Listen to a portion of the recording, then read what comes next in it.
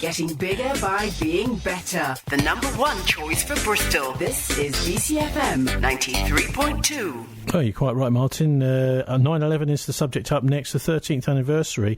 I know that you were involved in London, weren't you, in well, I won't call it a commemoration. I don't know what you can call it, really. So just tell us what happened there. Well, I'm one of the founder members of Reinvestigate911 UK, and we just had a meeting, or a conference, as it were, in London on Tuesday. And what were the subject matter? What were you looking at? There was various experts there putting their opinions, and probably the most important one from the point of view of the listeners will be Niels Harrit, Dr. Niels Harrit of Copenhagen University, who was one of the scientists that discovered nanothermite in the dust of the World Trade Center. Okay. Well, this sounds a little bit technical, and probably it's a bit too sort of difficult to go into exactly. What is this nanothermite? Tell us about it. Well, the point is that it's a very, very high-grade military explosive, only in the hands of major governments like the US. And if nanothermite was in the dust from the World Trade Center, it means that the buildings were blown up with high-level explosives. And this has all been reviewed in the chemistry and physics journals. And Niels Harrit, as a senior professor at Copenhagen University, has played a major role in uncovering this. And of course he, like many other experts, are convinced that the whole thing was an inside job.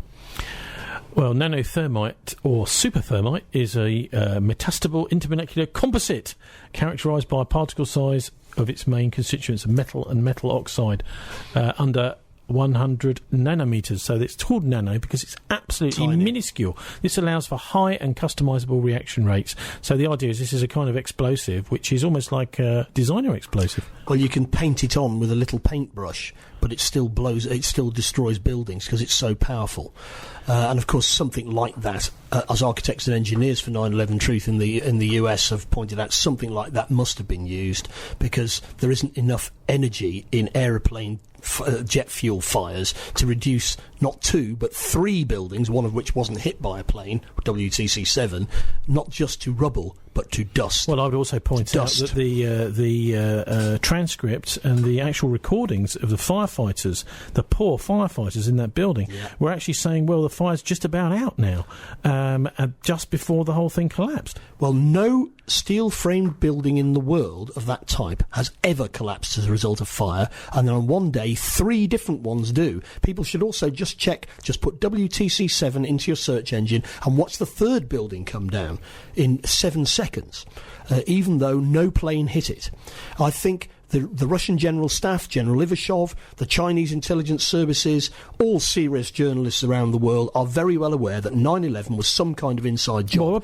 That's why we're going to have a world war. Well, Martin, what about the Western intelligence services? What about the people like MI6, MI5? Don't you think that they would know whether this was some kind of an inside job or whatever? Well, yes, but they're also implicated, I'm afraid, and that's part of the problem, isn't it? Surely it's only a few individuals, possibly in those organisations. No, well, listen, as a police officer, if you like, and looking at this, we don't presume anything.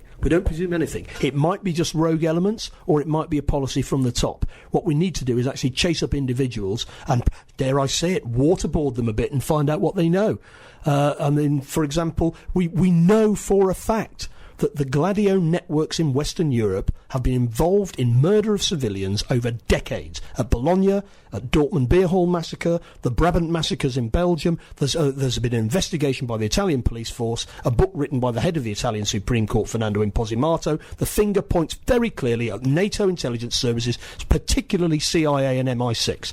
And that means that we in this country have a particular responsibility for all of this. And what makes me really angry as an English patriot, not a Scots or an Irish or a Welsh patriot, as an English patriot, is that our people seem to be very deeply involved in this. Now, we may have to do deals with other countries about who gets punished or not, but our people should be punished to the full extent of the law. Okay, well, let's have evidence then.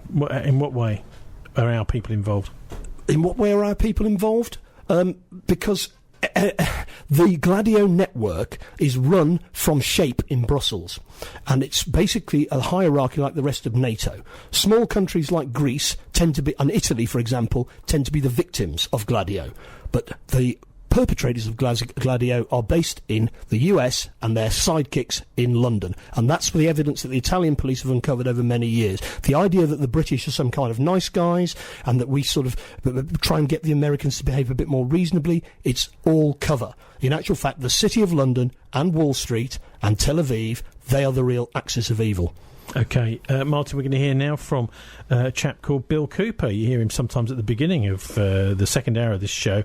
William Cooper, and a broadcast now recorded from July 2001, 2 months before the 9/11 attacks. Really quite amazing. He was a former US Naval Intelligence officer, worked on some of the flagships of the US Navy, carrying messages between the admirals, the captains, and US Navy headquarters. And this was a broadcast that he did just literally 2 months before the September the 11th attacks, and we'll ask Martin to comment on it after we've heard it. The largest intelligence apparatus in the world, with the biggest budget in the history of the world, has been looking for Osama bin Laden for years and years and years, and can't find him. Some doofus jerk-off reporter with a camera crew waltzes right into his hideout and interviews him. So why do all these fools believe this charade? That a CNN reporter and his little camera crew can do what all the money and all the assets and all the eavesdropping and all the intelligence and all the satellites and all the undercover operatives in the world can never do. It's because they're not trying, they don't want to. Osama bin Laden is their creation, and he is serving them well. I mean, is this some kind of incredible joke that people are so stupid they'll fall for this?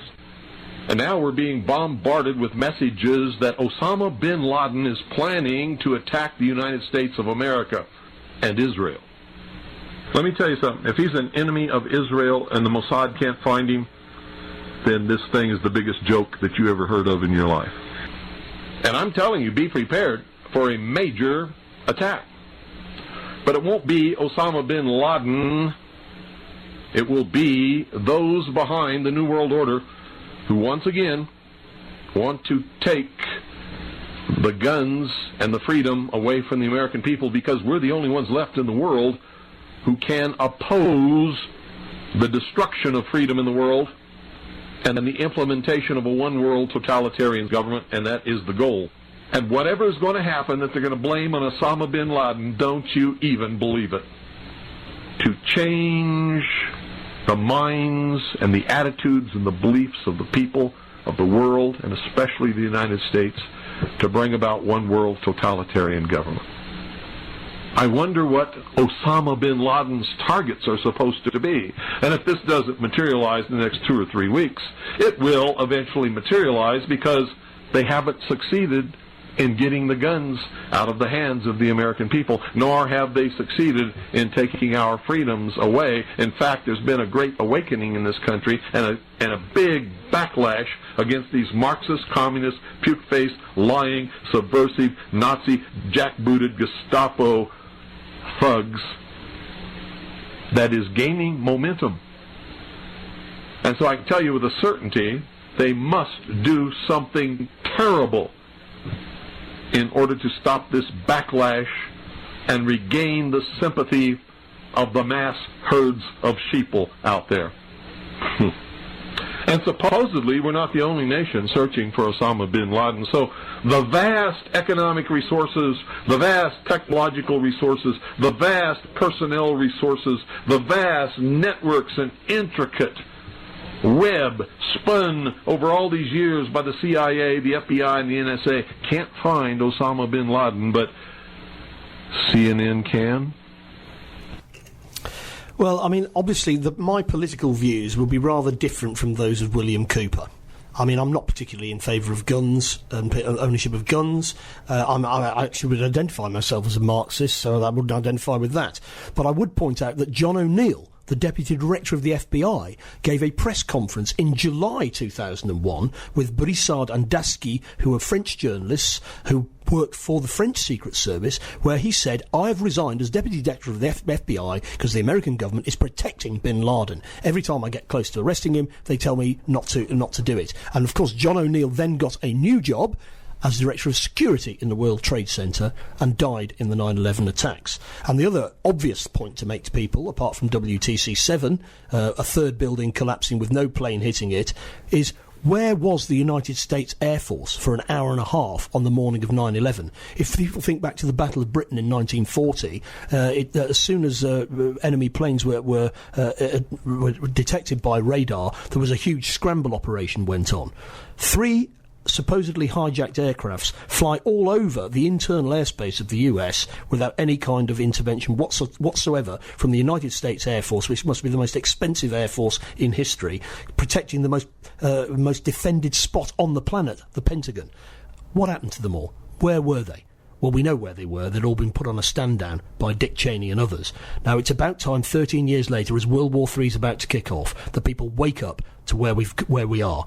9/11 was an inside job. We're not quite sure if it was carried out by the Israelis and their allies in the West, or just by allies in the West with the Israelis. It doesn't really matter. The Russian General Staff know what I'm talking about. General Ivashov, who was in command of the Russian armed forces on 9/11. If people go and check his blog, you'll be absolutely clear where they stand. We are on the verge of disaster here because people are basically allowed themselves to be lied and bamboozled down the road into this war. But how come then, when CNN managed to get hold of bin Laden, as William Cooper was talking about then, there weren't questions in the press saying, well, how come CNN can get hold of him, but all of the Western intelligence services don't know where he is? Well, that's because the Western press and people in general are trusting. They presume that the people in charge in the West, because we have a semi-democratic setup, are basically doing the right things, but perhaps make mistakes. No, and people are also thinking, well, nobody wants a war, aren't they? Well, that's of course nobody. If you want war, if you want peace, prepare for war, and that's what the world movement for peace and justice must recognise. We have been pushed into a situation now where there is going to be a world war, and all I can say is thank God for the Russian armed forces, as in World War II. Let's hope by using the techniques of exposure and carefully calibrated response, that they will be able to bring this Nazi war machine, because that's what it is, to account before this war is over. Well, William Cooper made that prediction in July 2001, September 2001. 2 months later, the 9/11 attacks happened, and 2 months after that, William Cooper was shot dead by the FBI. Well, you don't surprise me. And that's the real world we're living in, folks. And it's going to get worse before it gets better, I'm afraid. Representing the entire city, this is BCFM. BCFM 93.2.